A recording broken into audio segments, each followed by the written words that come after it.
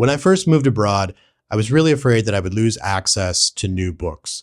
Moving to a new country, I knew obviously I'm not going to have access to my favorite indie stores that I grew up with in the Minneapolis-St. Paul area, like The Hungry Mind. I wouldn't even have big box retailers like Barnes & Noble and Borders. And secondhand bookstores, I knew it was just going to be a crapshoot of whatever other travelers had sold off before they moved on or whatever. But it turns out you don't need to have access to great bookstores to find great books. So if you're like me, you don't live near a great bookstore, but you're still looking for great and unique books, this video is for you. Now, this first method that I use requires a little bit of swallowing of pride and a little bit of a dance with the devil. It's Amazon.com. Now, I'm not talking about buying books from Amazon. That's a whole nother thing, and I'm not going to get into all that. But Amazon has a great search algorithm, and on top of that, it has a great suggestion algorithm. I think that it's very similar to the Spotify suggestion algorithm. I know Spotify is horrible. I'm just using it as an example and a metaphor. You can't deny that their suggestion algorithm is very, very, very good. So the way that you want this to work for you doesn't require purchases at all. What you do need to do is search for a book that you like, that kind of signifies your taste or what you're interested in and what you're looking for. And you want to search for a book that is not recent and is not necessarily a bestseller or a top-selling book, but a book that's been out for a while and is kind of established and known. So for me, just to give an example, I would search for a book like The Devil All the Time by Donald Ray Pollock. It's kind of grit lit, rural noir, Appalachian noir. You can give it all sorts of different tags, but it's the kind of writing that I really like. I would search for that and then scroll down that page, ignore the first initial suggestions that Amazon gives you, and I look for a row of tagged as books that other people bought who bought this book, meaning people who bought The Devil All the Time also bought these other books. And there's going to be suggestions in there that I know are going to be rock solid, that I'm going to like. There's going to be some things that I've seen before and maybe I've searched for before, and that's okay. But you just kind of scroll through that and just start looking for things. And it seems really lazy, but it actually works, and it's actually really, really good. I don't know how they do it, but it works really well. It doesn't require you to make any purchases at all. What I do from there then is kind of go down a rabbit hole. I start clicking on things that look interesting or that I've heard about before. Maybe it's got a great title. Maybe it's got a great cover, similar to how I would browse in a bookstore, right? When we're browsing in bookstores, covers catch our eyes, certain authors catch our eyes, certain kinds of names and titles catch our eyes, and you just kind of go from there. What I will do is I will put things into my cart that do look interesting to me. I'm not going to buy them necessarily, but by putting them into my cart, I'm signaling to Amazon that I'm very interested in this. I have an intention to buy. And now Amazon starts to kind of, scan through that, and it'll make further suggestions based on that. You can go ahead and complain all about all the algorithms and all the horrible things about Amazon, and I'm going to agree with all of them. But if you live away from indie bookstores, this is one of the things that you're going to have to do to find books. Okay. Now, from there, take those titles and authors and do web searches and find more about those authors. And you'll find a couple of things. One is you'll find other people who have posted blog posts and things about it that, review the books. And I want to talk about that for right now. People have been writing blogs about books longer than they've been making videos about books. And I think that there's a certain degree of quality that goes with that is kind of lacking on BookTube, BookTok, Instagram Reels, Bookstagram, whatever your book social media is. People have been writing about it a lot longer, and there's a bit of a barrier of entry to writing blog posts and putting blog posts online. And I think that barrier gives a little more quality to it and a little more depth to it. And you will be surprised too, like you will come across blogs. It doesn't take a lot of searching, but you can come across people who have been blogging for 10, 15, 20 years about books and are still actively blogging, still actively posting blogs about books. And you're going to get some great suggestions from that. But the only way to find those is to go out and search for them. And the best way to find the ones that match what you want are searching for the books and titles that you're interested in or that you want to find reviews for. I think you'll find those are much higher quality than the customer reviews on Amazon. I almost never trust those. I don't even look at those anymore.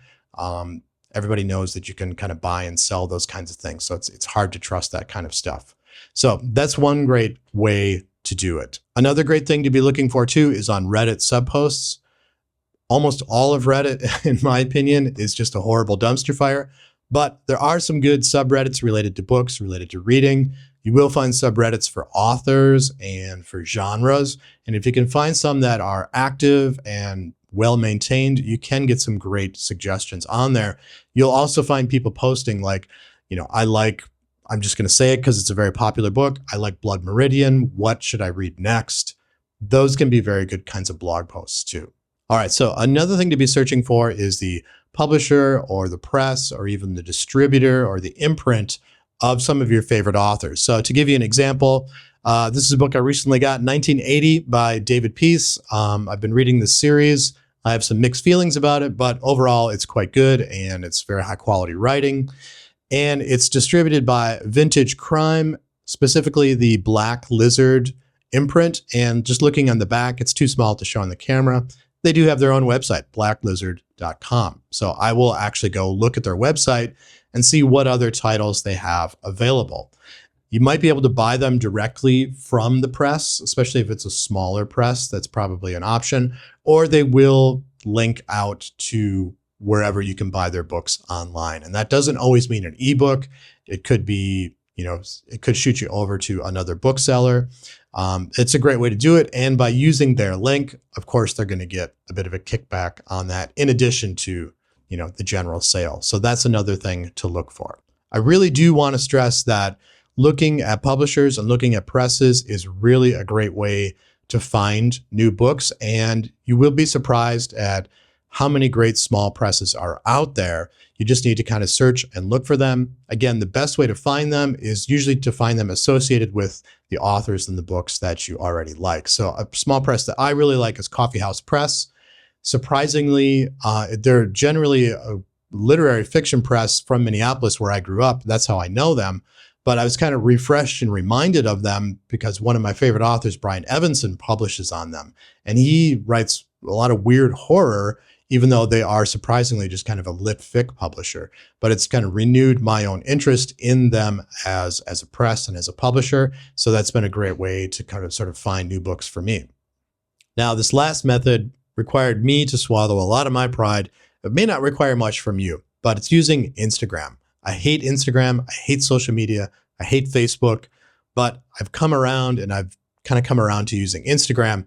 And what's pulled me around to it is I found one of my favorite authors on there, Jordan Harper. And I was shocked to find that not only does he have his own Instagram account with his name, he's active. And what's cool about it is he doesn't just publish and promote his own books and his own writing. He shares speaking events that he's a part of, podcasts. He shares other writers' books that are coming out. He shares about other events that he's going to or that he's a part of or just things that he supports. And so you kind of get access to their network a little bit, and it kind of broadens out the things that you can find. So I found a lot of other great writers, and a lot of other great books through just by following his account. Another example too is Juan Valencia from Plagued by Visions. He's got an Instagram account. I love his book and I did a review of it. He saw my review and he posted my review on his Instagram, which I thought was really cool. And I've kind of talked to him a little bit here and there. So you can find a lot of great authors out there of sort of the indie or medium level. There could be other great authors out there that you can interact with on Instagram. I really don't know. But the point is, again, doing something like I suggested with Amazon, where you kind of go down a rabbit hole of like, find a publisher that you like, and then see what they're sharing, see what authors they're tagging and things like that, and follow those accounts and sort of broaden out your search from there. So there's some suggestions for you that I use to find great books. A lot of people comment that I read books that most people don't read or that are kind of unknown, and yet I'm able to find them even though I'm outside the US. I don't have access to indie bookstores and indie booksellers, but through a little bit of internet sleuthing and a little bit of searching and just going down some rabbit holes with some surprisingly accessible things. For example, the Amazon algorithm. Like I've said before, it's a great suggestion. You don't have to buy from them, but you can get some ideas of what to buy from them. And just do a little bit of homework, go down some rabbit holes, and make it work for you. So let me know, how do you find cool books? How do you find unique books? How do you break away from reading all the same books as everyone else, especially if you're not near great bookstores or you're not in a big city with lots of great bookstores? Leave some suggestions in the comments below. I would absolutely love to know how you do that.